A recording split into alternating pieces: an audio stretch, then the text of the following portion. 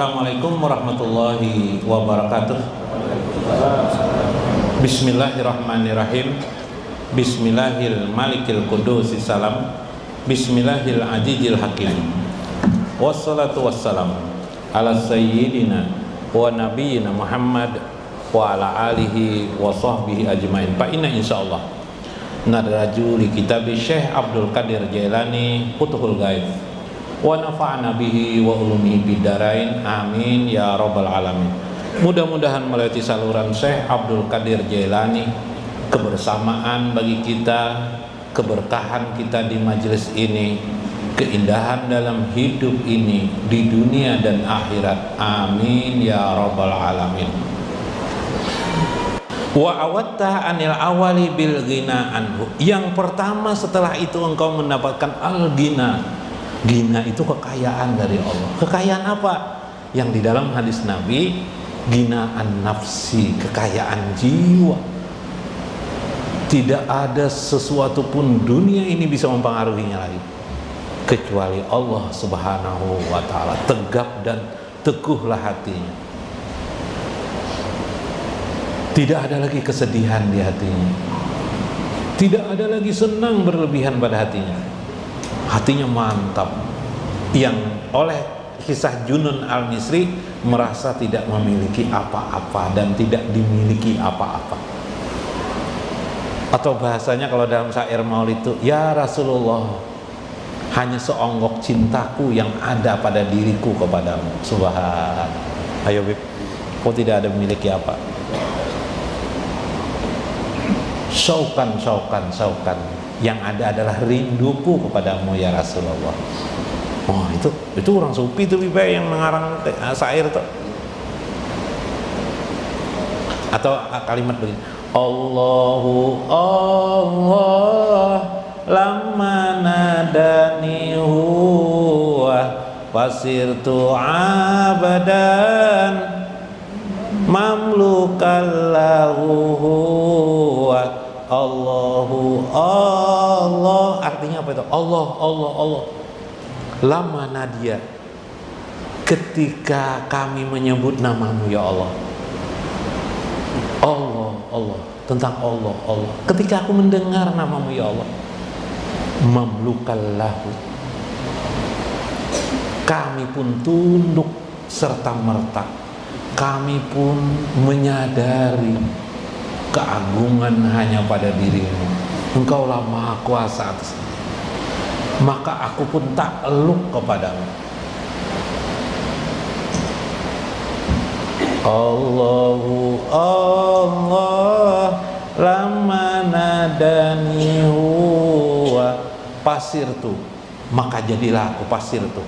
Pasirtu tuh lain pasir mas, lain pasirtu, maka jadilah aku abdan, menjadi hamba.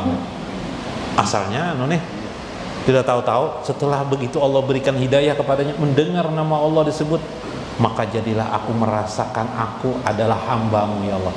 Mamlukallahu, yang tunduk kepada hanya dia Allah.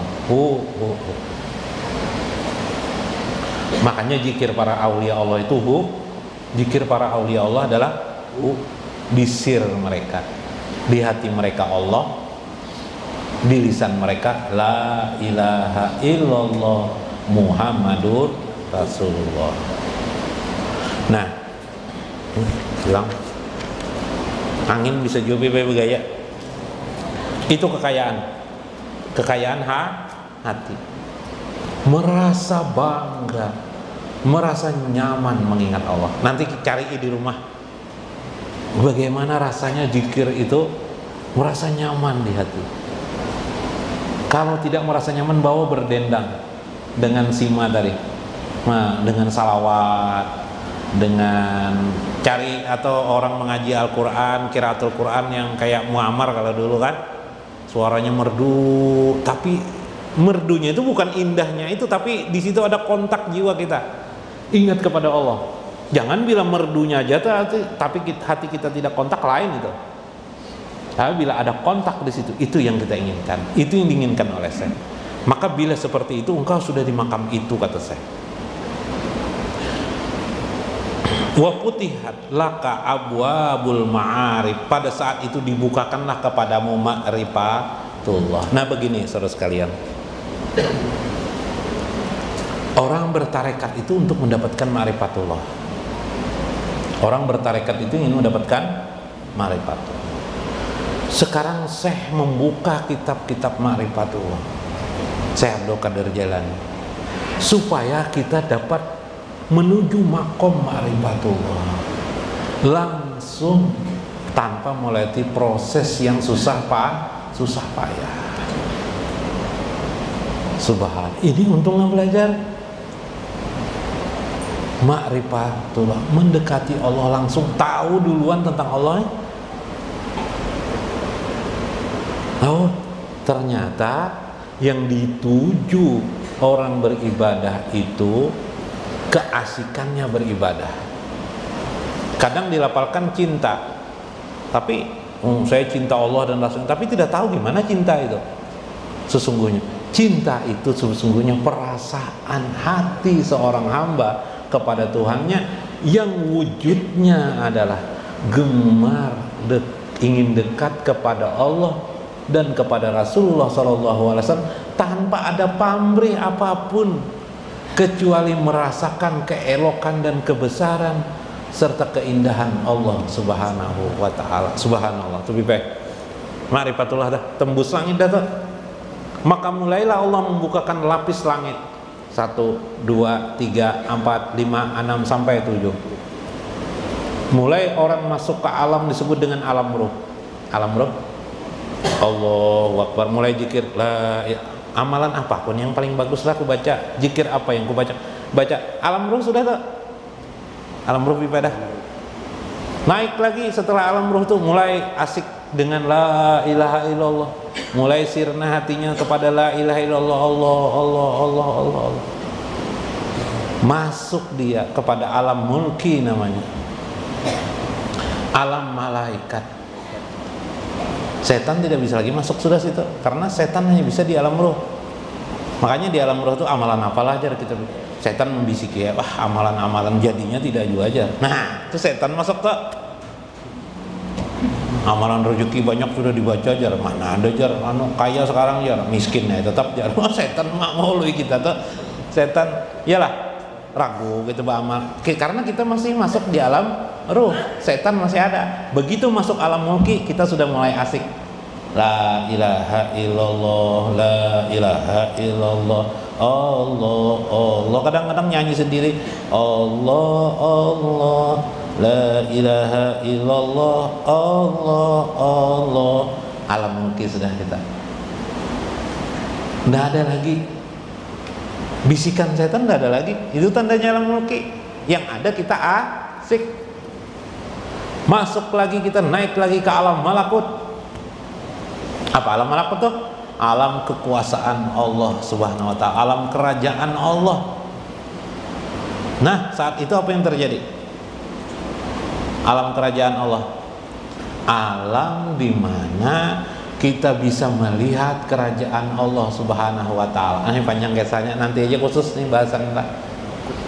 Kemudian selanjutnya alam sultani, kekuasaan Allah lebih khusus pada diri Allah, sampai ke alam Jabarut. Wusul dia di sana, berdiam di sana, keluar dia jadi bakopilah nanti.